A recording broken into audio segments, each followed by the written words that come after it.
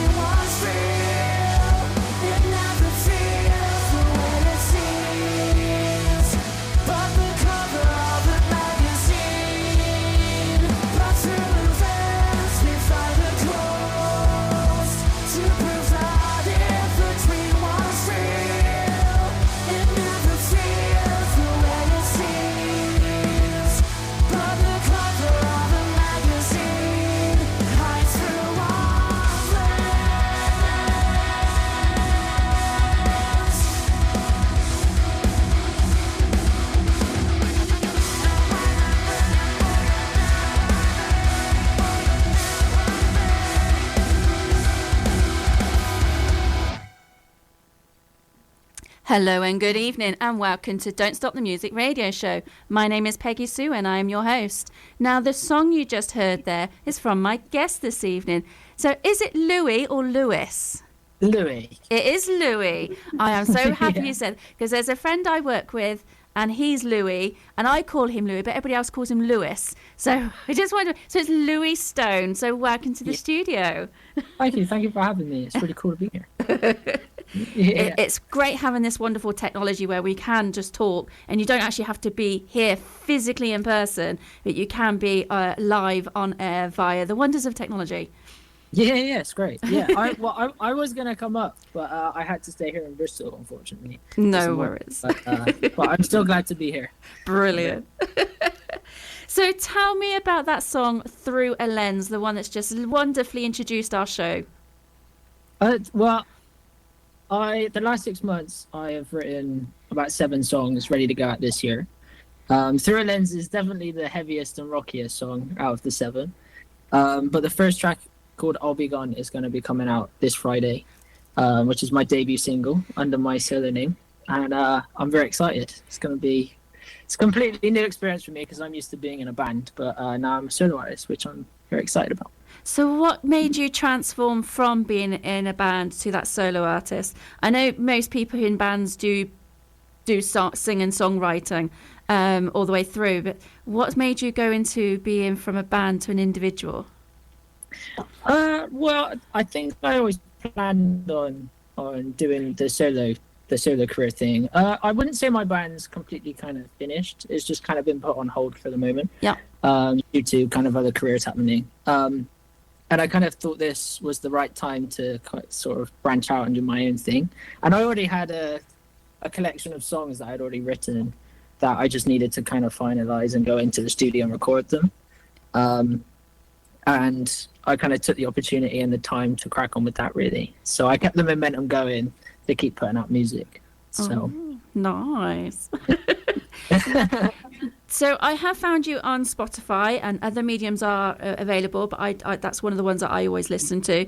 And I have listened to some of your music, and I have to say, to me, you are very much a cross between, now I've got to get this right, Green Day, Imagine Dragons, and Limp Bizkit.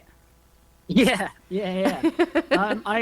I grew up on Limp Bizkit and Linkin Park, like that era. That's the other band I was trying to think of earlier, was Linkin Park. Yeah, I literally, from a little kid, my parents introduced me to that really young, and I kind of took that, and as soon as I heard those bands, I instantly knew what I wanted to do.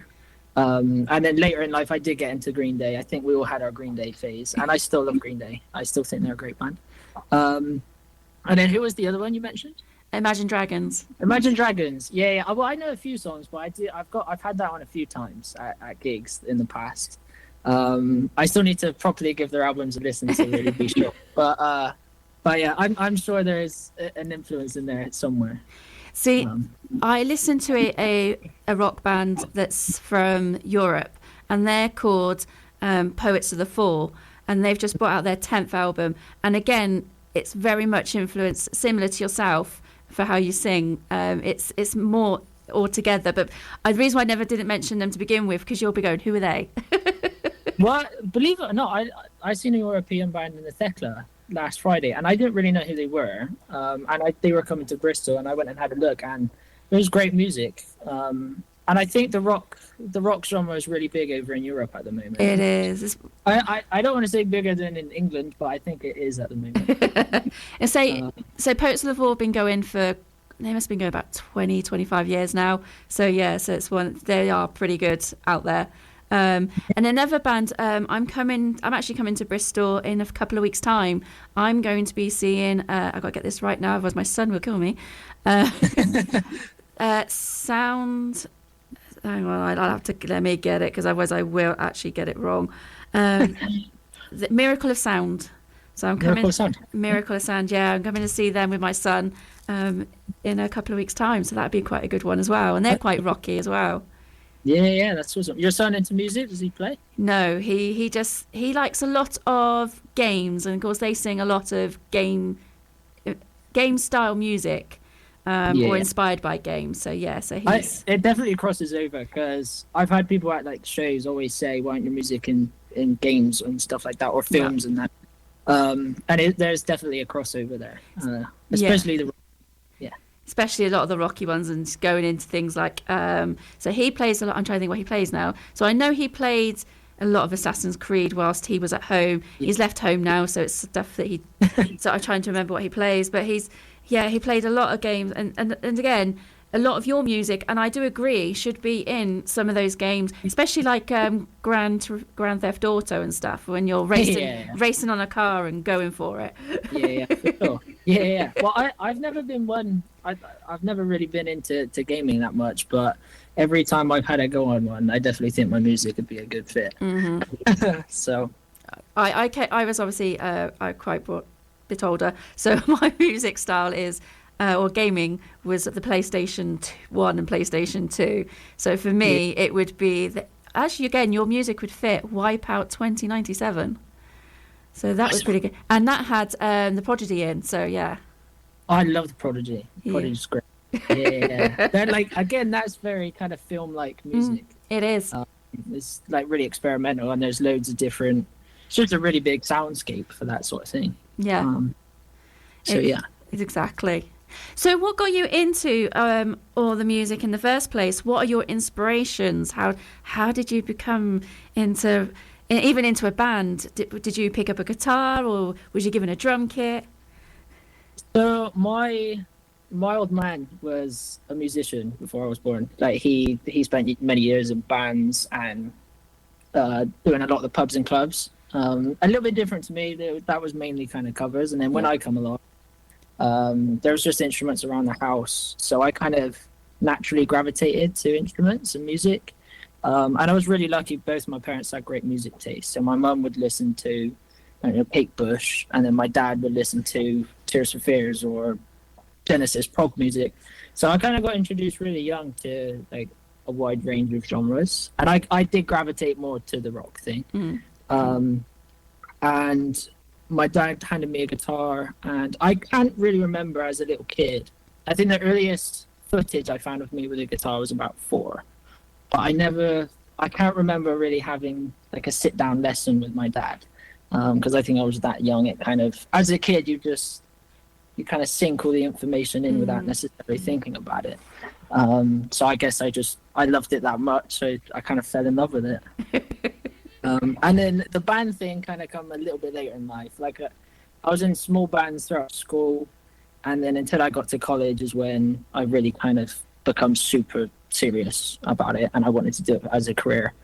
And then in the last 4 years, I played in a band called Atlas Rise, that's been kind of the main focus for, I'm going to say, last 3 to 4 years. Just putting out music and gigging as much as I possibly could. And then now I'm on kind of the next chapter of being on my own, which is super exciting, and I'm ready to get going. Now, if any of my listeners would like to ask a question or has any comments, do send us a text on 07900 171 453. Or if you are listening via the app or via the website, do click on that Contact Us button, and it will email me directly here in the studio. Now, the next song we're going to play is Nobody Knows. So tell me the story behind this one. So Nobody Knows, I remember writing, maybe probably about 3 years ago. And there was a period of time I was in the studio for about 6 months. I kind of locked myself in the studio. And when I finished the original demo, it wasn't initially where I wanted it to be. I kind of envisioned it in my head of, I wanted this kind of big rock sound, like you could say Green Day, like that huge guitars, huge drum set, and I kind of didn't have that. I didn't know how to achieve that at that point. So I guess I kind of waited 3 years until I could achieve that, and then now I'm really happy with how the end product come out. It just needed a few changes to make it how it sounds today, and I'm super proud of it. So this is Nobody Knows.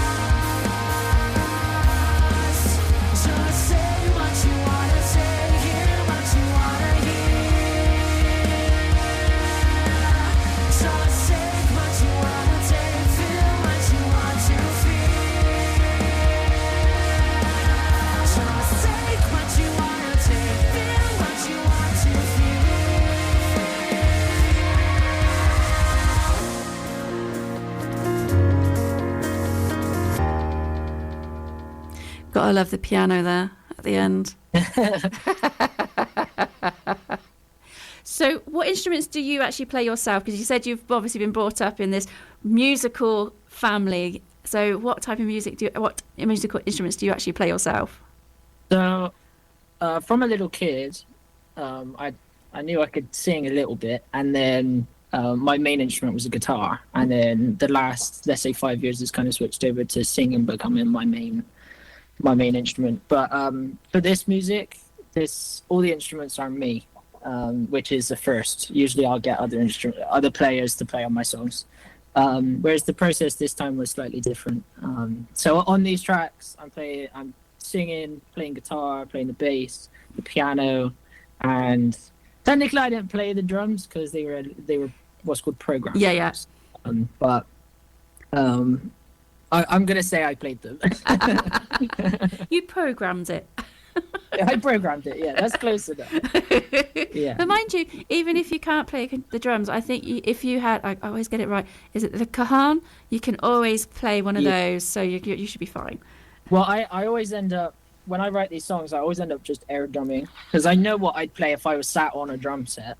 So I just kind of air drum and then try and replicate what I'd play at a drum set, I suppose. And then the drummer I do work with when I play live, I got a lot of help off of him. Oh, brilliant. Which made my drum sound so much better and so much more realistic this time around, which I was very happy about. So how have you found that process, writing because you said you got your first single coming out on the 28th, I believe. So on Friday. Yep. Yeah. How excited is that? Super exciting. Yeah. It's been a long time coming. So like I said earlier, I spent, I'm going to say this last 6 or 7 months just in my studio getting these songs prepped and ready to go. I wanted all 7 done at the same time, so I had the next year planned out. But the hardest part was picking the first song because all these songs I thought were kind of, it didn't matter which one I put first, like they were all really cold. But I ended up asking like my family and other friends, and everyone thought that one. So I thought, okay, cool, I'm going to go with this song. I think it shows a good balance of what I do. It has the kind of rockier, heavier side, but then there's also kind of a pop element, even a pop punky element in there, which kind of shows both ends of the spectrum of what I do. And I think this one, because we're actually going to play it next, is I'll Be Gone. And I think this one's definitely got that, to me, it's got that Imagine Dragon feel to it. Yeah. So Yeah. yeah. Yeah. I think this one kind of captures a lot of different kind of musical influences. Um, but definitely sums me up as an artist, I think the most, which I think is a good option for the first single. So shall we play that single now? Let's do it. So this is I'll Be Gone, which is coming out this Friday, the 28th of February.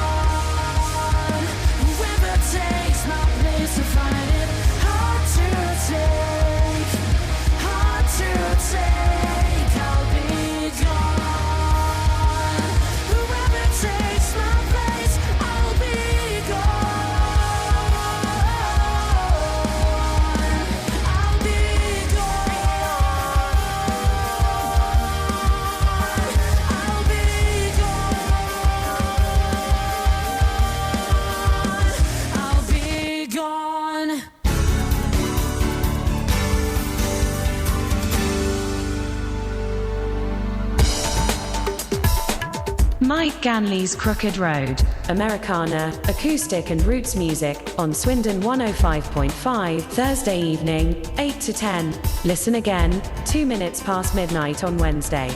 Listen on air, on digital radio in Swindon and Marlborough, online, on smart speakers, and on our station mobile app.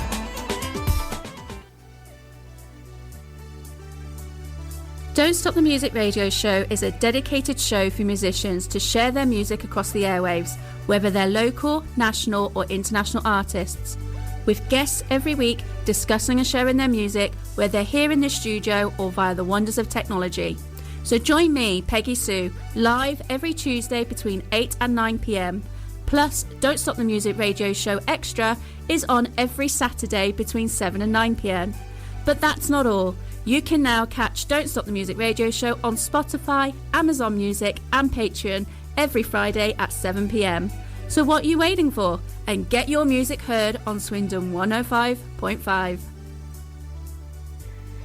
on whilst that was playing, we did actually have a message come in. So thank you, Chloe, for messaging in. So just like Chloe, if you do want to send a comment or a question, all you need to do if you're listening via the app or via the website is click on that contact us button, or you can text 07900 171 453.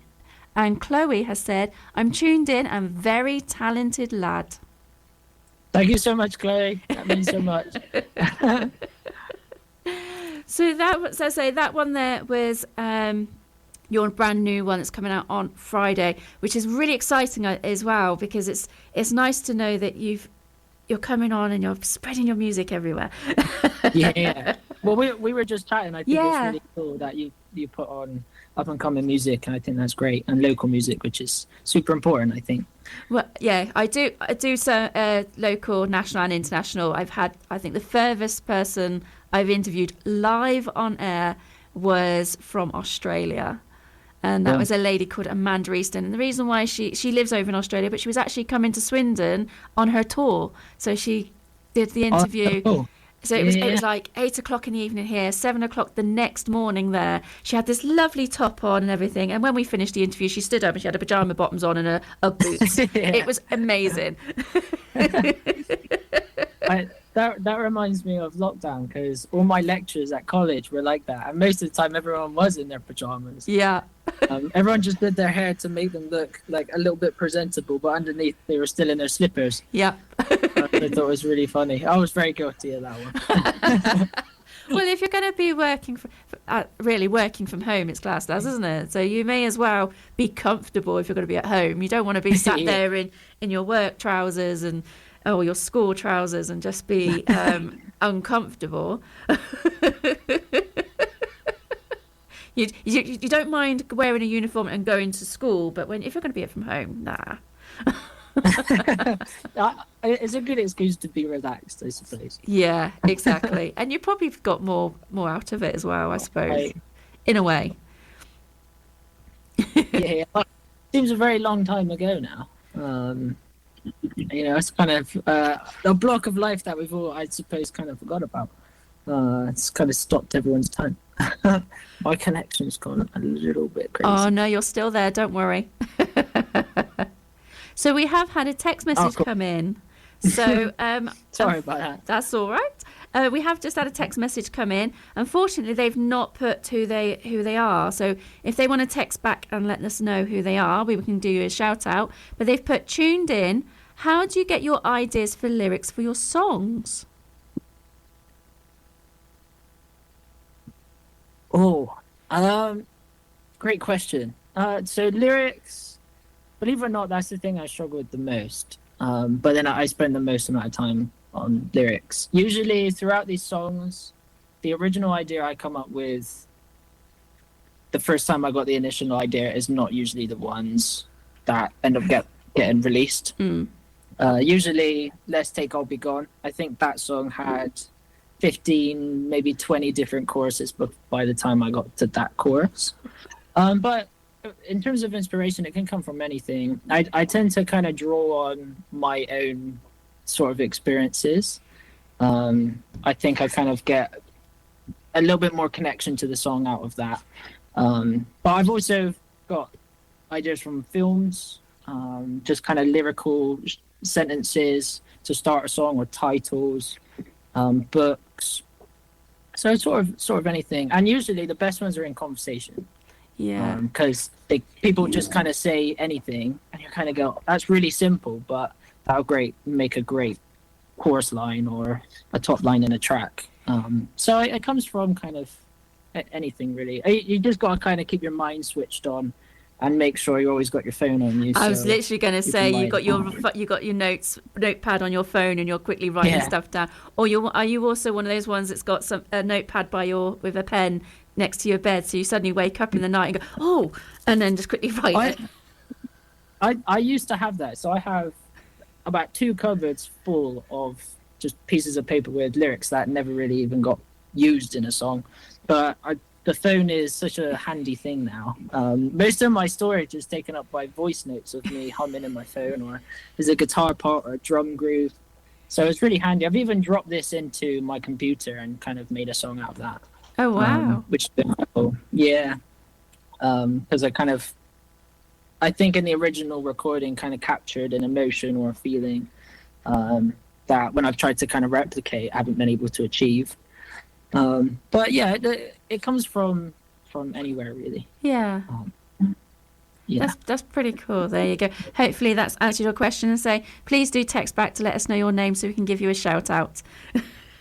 Thank you for your question.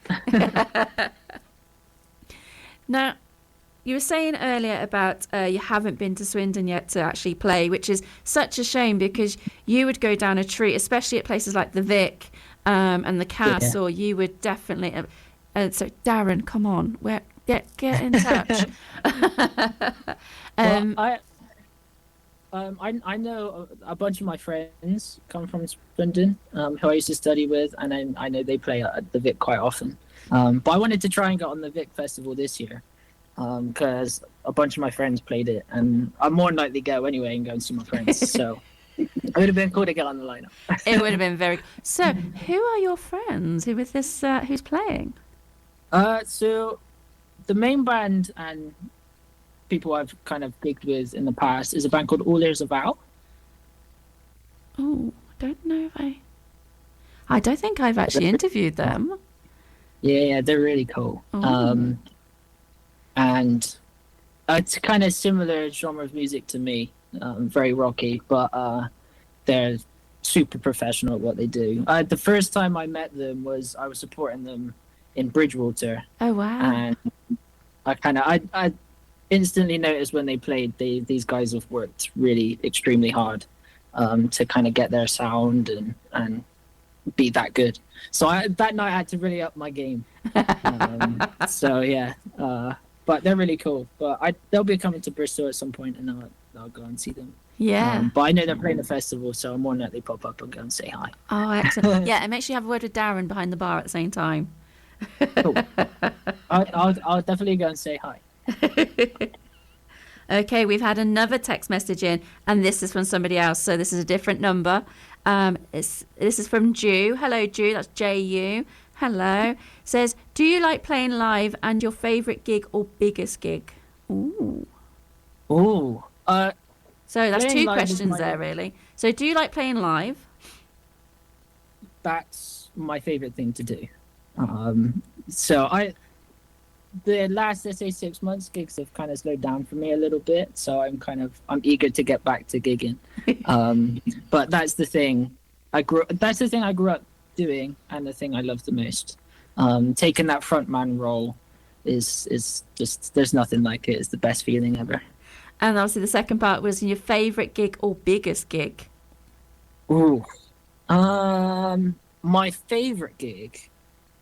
Oh, that's a tricky one. I think my favorite gig was I played at the Moles Club, and it was my university's social, but it was the first one back after having the summer off. So they had sold the whole venue out, and there was about 300 people there, and they booked us. I don't know why they booked us. It was a really random lineup because we got put on with a bunch of indie bands, but just the whole crowd was just incredible. And it was so exciting and it was so fun. I'd never really felt an energy like that. But my biggest show was last year. I supported Top Loader and Scouting for Girls. Yeah, I saw Yeah. Scouting for Girls last year at Minty. And I think we got Top Loader this year. Yeah, they were very cool. I got to meet Top Loader as well. I didn't get around to meeting Scouting for Girls because I think there was a mix-up of times or something. But yeah, it was very cool. That stage was incredible.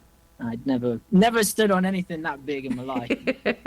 And it was just me and acoustic guitar. So I'm used to obviously having a band, and that kind of helps fill the stage. Where I was on my own and with an acoustic guitar, that stage felt really, really massive. They do look big when you're up behind the stage. I have to admit. I go into Minty, and I did meet Scouting for Girls. I wasn't allowed to interview them.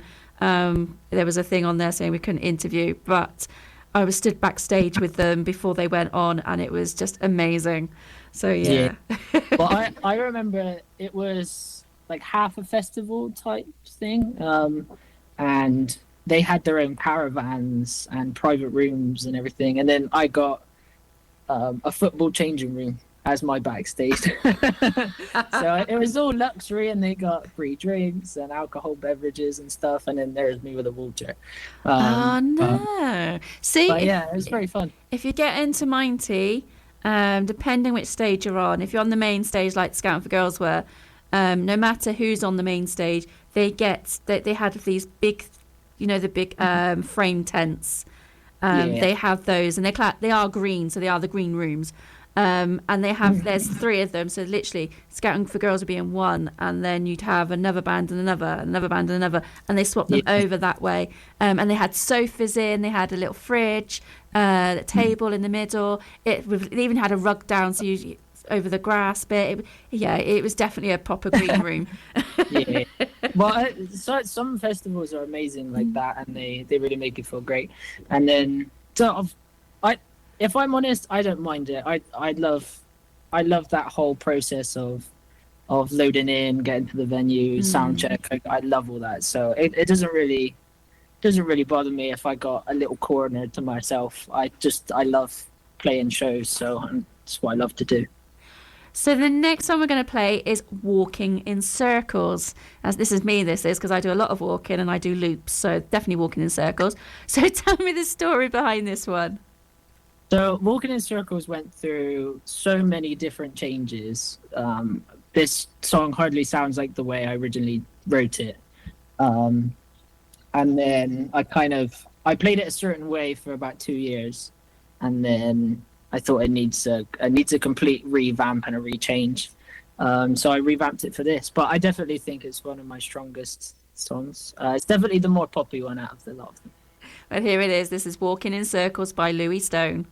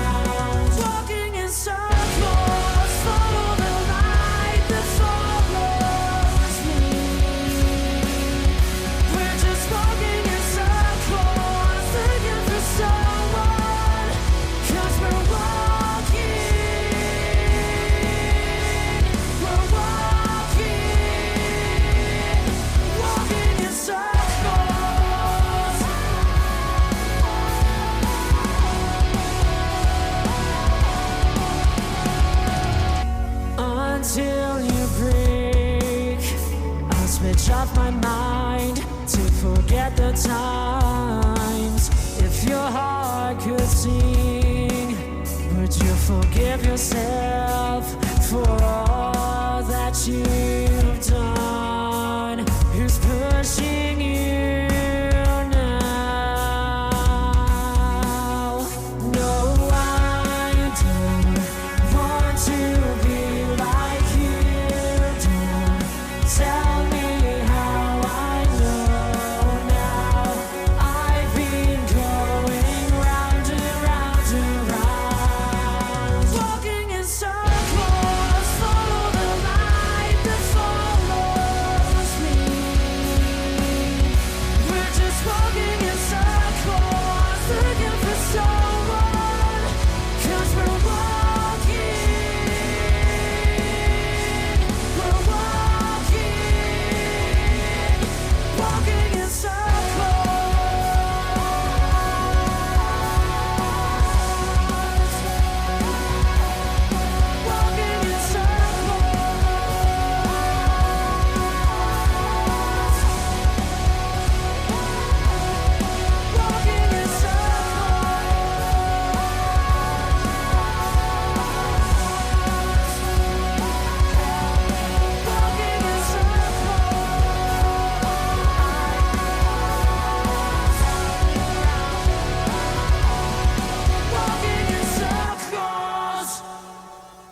Yeah, that is definitely one for me when I'm walking in circles, doing my loops. I do a lot of charity walking, and my partner would tell you I would definitely walk in circles. I love what you said a second ago as we were chatting. You could see it on Transformers. Yeah, I thought that was great. The beginning of that song, I tell you what, reminded me so much. I went earlier this year to watch Transformers 1. It's the animated origin story of how Optimus Prime came about. And the Decepticons as well, how they all come about. And it was amazing music in it, and that would fit right in. Yeah. I've had that one quite a few times at gigs. And that's a really huge compliment. That would be so cool if they rang me up tomorrow. Yeah, and do it, because obviously, being an animated one, you hope there would be another one. Yeah, for sure. I still need to go and see that film. Oh, it's very.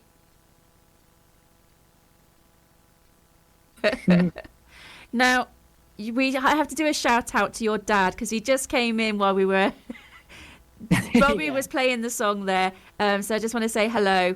It was lovely to meet you. Do you know what? I think my dad gets more nervous about this stuff than me. I'm kind of chilled out, whereas my dad, I think, gets super nervous about this type of stuff. Like at shows, he'll get more nervous than me, and he'll panic more than me. Which is quite funny. But again, he loves coming to the shows and loves carrying all my equipment around and driving me to the shows. Good roadie. Yeah. Well, I think he's still. One day when I'm touring around the world, he's definitely gonna come with me. Yeah, I don't think I could live without my old man. Oh, and what's his name? Mark Stone. Hello, Mark. That was the only thing we didn't get time to ask, was what was his name. So yeah. Oh, but it's really nice that you have got that family backing behind you as well. Yeah, I'm extremely lucky to have my parents and my sister be 100% supportive. And they help me out so much with everything I do. Super supportive, and I'm super thankful for that. Oh, that's quite nice. Yeah. So I'm keeping an eye on time, I'm conscious, so I'm going to go into the next song, if that's okay. So we're going to play Wishful Thinking. So tell me the story behind this one. This one's actually my favorite out of all these songs. And maybe the most personal one. I think this one talks very much about kind of starting all over again. I seem to get at the every 3 or 4 years or whatever, I don't know, university comes to an end, or you get a new job or something, is that process of kind of starting again, meeting new people, new friends, new relationships. And I'm kind of in that situation at the moment. I'm starting a whole completely new chapter of my life. So this song kind of represents the moment in time, I suppose. And here it is. This is Wishful Thinking.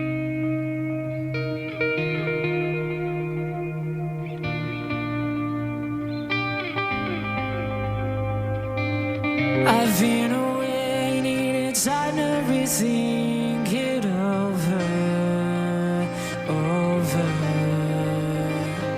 Needed a while, a moment to breathe, healing on me. How the tables have turned, now you feel the burn, that's wishful thinking. How the tables have turned, now you feel the burn, that's wishful thinking. One line, is this fair?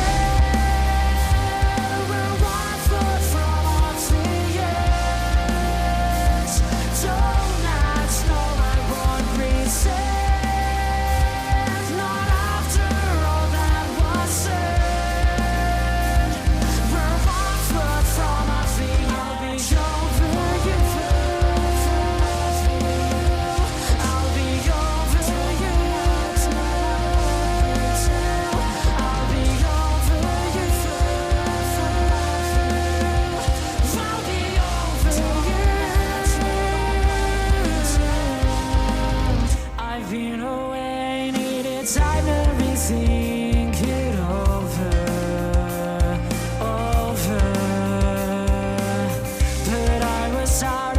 what you expected of me. You're just afraid to lose control. How I was watching my step from saying something I regret was wishful thinking. How I still remain convinced that you'd have changed was wishful thinking. One lie, is this fair? We're 1 foot from off the edge. Don't ask, no, I won't resent. Not after all that was said. We're 1 foot from off the edge. Is this fair? We're 1 foot from off the edge. Don't ask, no, I won't resent. Not after all that was said. We're 1 foot from off the edge. I'll be over you. I'll be over you. I'll be over you. I'll be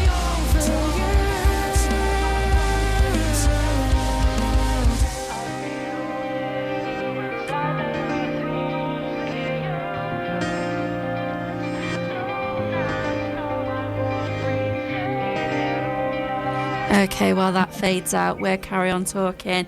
So, again, that one is very much, I think that one's more Limp Bizkit style. Yeah, with the guitar sound. Yeah, definitely. Yeah. So, obviously, we know you've got your single coming out on Friday, but what else have you got coming up? So I have the single coming out Friday. I have its music video coming out next Friday, Ooh. which I filmed all on my own in my house. I kind of took the challenge on making it myself. And I'm very happy with how that came out. And then I have a show on April 18th at the Cobblestones. Ooh. And I'm supporting a French band, which I'm pretty excited about. That should be really fun. They sound awesome. I can't remember the name. I should have wrote that down, but I'll figure that out tonight. But I'm very excited about that show. And then fingers crossed, I have a few festivals coming up in the summer. That'd be pretty good.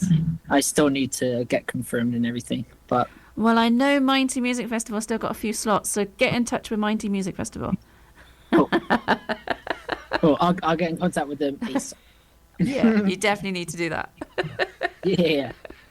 I'm covering I'm covering the whole festival, so that'd be really good to see you there. If hopefully you get in. Awesome. Yeah. Hopefully they'll have me. That'd be so cool. Fingers crossed. So obviously, I'm just checking the time, and I don't want to miss anything either. So obviously, you got that all coming up. But how can our listeners find out more information about you? Your website, your Facebook, your Instagram, your YouTube, everything. Go for it. Plug. So I post most on Instagram and TikTok.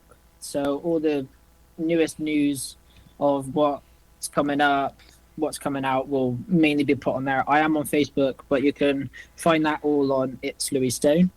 And then this Friday, my Spotify under Louis Stone will be going fully live, and then you can access any of my music on Spotify, iTunes, any of the streaming platforms. It'll be all available to you. And then the music video will be out on YouTube next week at It's Louis Stone. Oh, brilliant! Oh, I would be watching that video. Thank you so much. That'd be so cool. Are you going to set it as one of those? You can set it as is it a premiere? Yeah, you're going to set it as a premiere. Yeah. And actually be online talking to people. Yeah. Well, I'm more likely to be going live on Instagram this Saturday, in kind of celebration for the single coming out Friday. Yeah. So yeah, and I might even do a few acoustic tracks whilst I'm there. But I'm gonna keep that a relaxed thing. Yeah, it's always nice to be relaxed.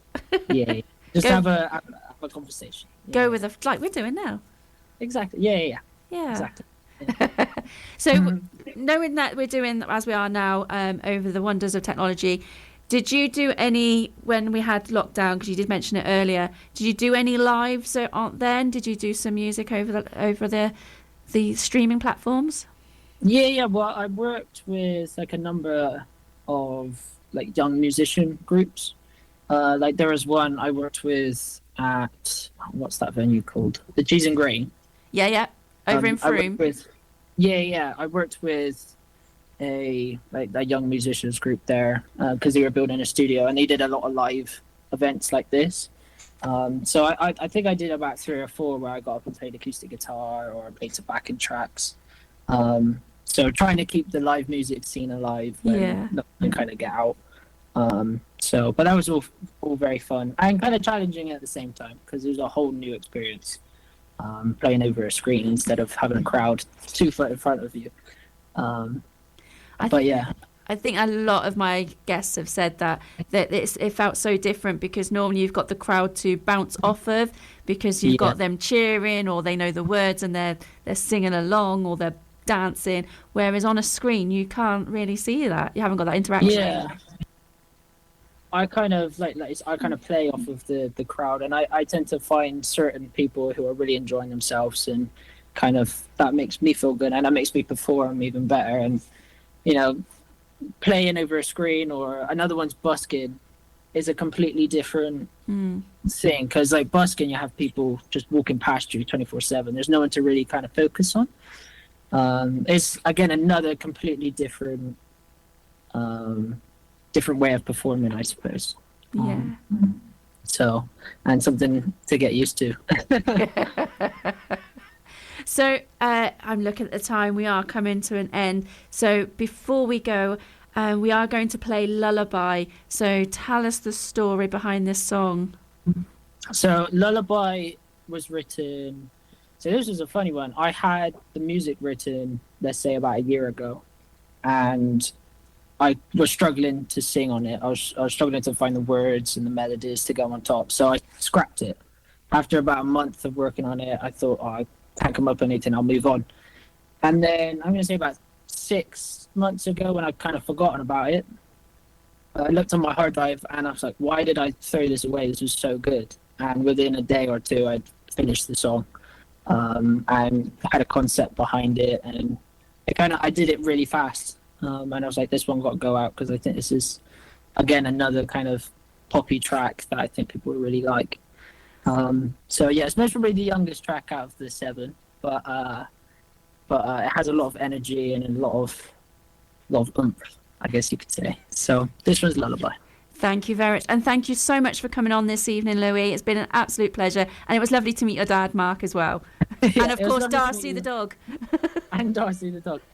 Peggy, it was lovely to meet you, and thank you so much for having me and playing my music. Oh, you're more than welcome. So this is Lullaby. Good night, everybody, and see you on the next one.